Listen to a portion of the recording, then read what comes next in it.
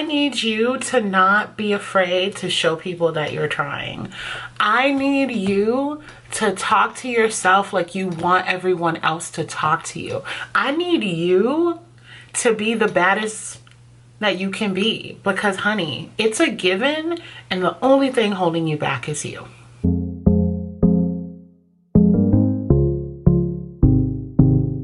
What's up guys, it's your girl BooksWithBonnie and I am back with another effing video. Today's video is going to be my current reads video. I'm just gonna be frank, I have been feeling so freaking good this year.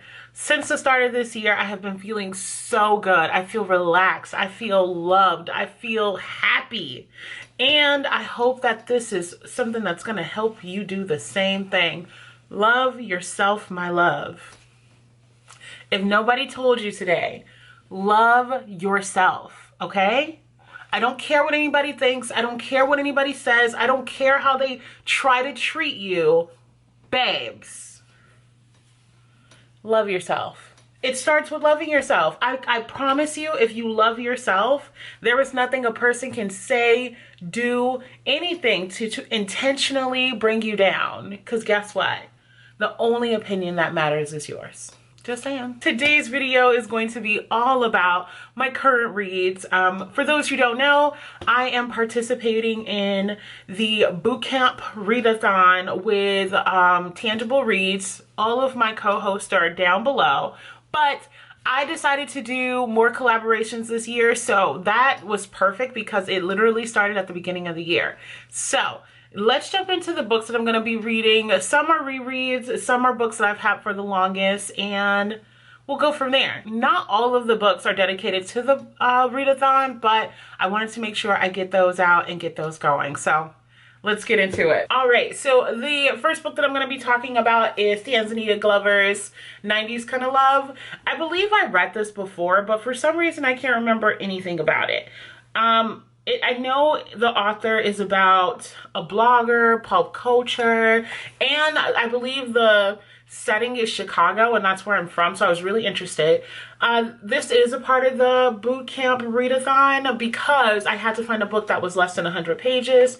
This was right on the money, so here's what I'm reading. The next book was to read a book of a band author.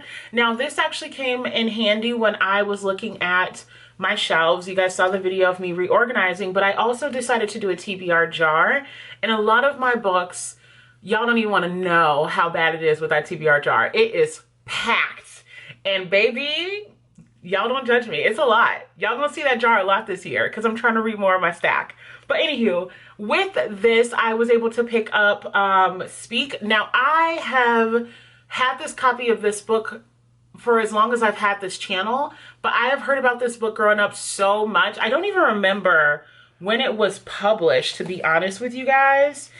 But I do know that I've had this book for a while. Yeah, see, the book is, this is the 20th edition of this book. So it's been around for a while. I know there's a movie, but I've yet to pick it up. So this was a great way to help me pick some books I normally don't go to, and has been on my shelves the longest. So I know the premise of this book is pretty dark. I know it's pretty deep, but I just finished the mixtape by Brittany Cherry, and that was also dealing with some very difficult topics like grief and depression. So like, I feel like I'm okay enough to jump into this one. The next book that I'm reading is Spookville by Christopher Pike.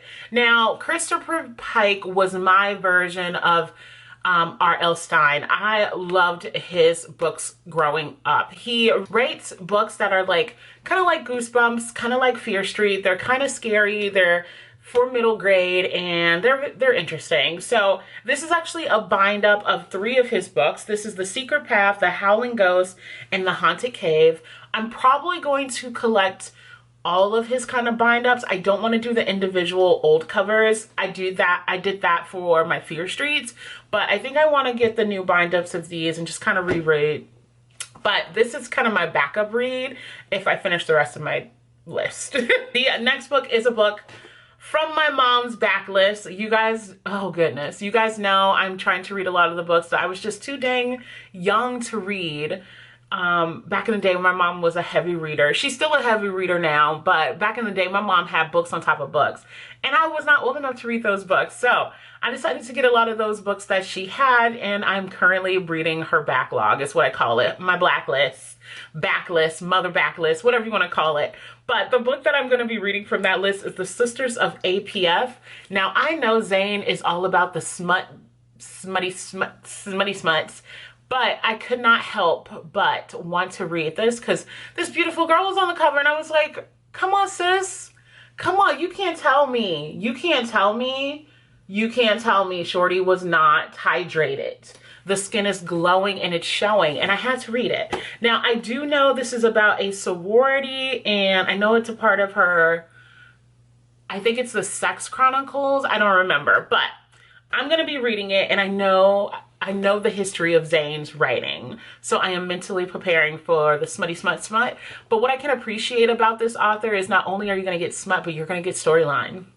That's the difference, okay? She's not just smutty. She's going to give you a storyline, and that's what I need. I need a little bit of both, a sprinkle, okay? Just saying. Moving on.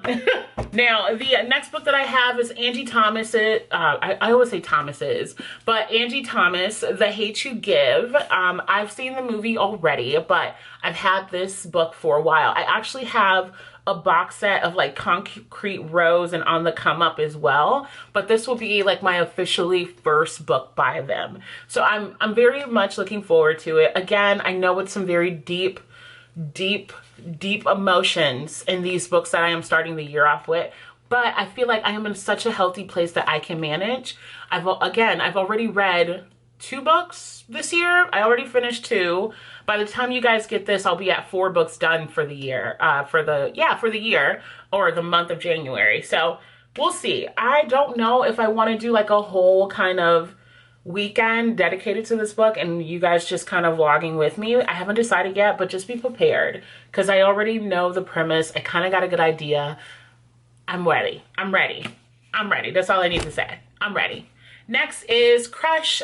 This is the Tracy Wolff. I forget what the series is called, but the first book is called Crave, and I don't know if it's called the Crave series. I don't know if it's called Crave series, but I'm reading the second book. This one's a lot more interesting from the beginning because we got all the back history and story in the first book. So I'm really looking forward to jumping back into this.